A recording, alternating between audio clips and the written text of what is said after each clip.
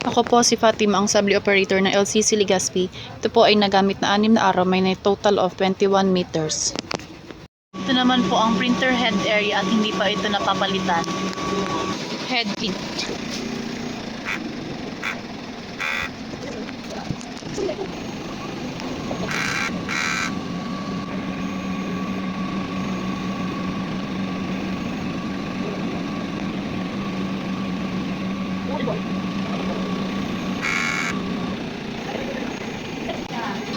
Nozzle test.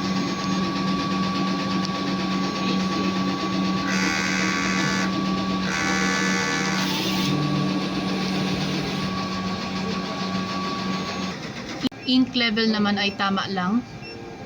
Ito naman ang waste tank na itinapon kanina.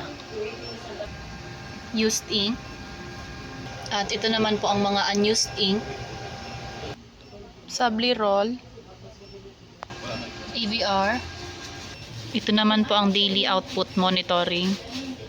Wala naman po kaming consumables withdrawal. Ito naman po ang weekly inventory monitoring. Ito naman po ang weekly maintenance checklist.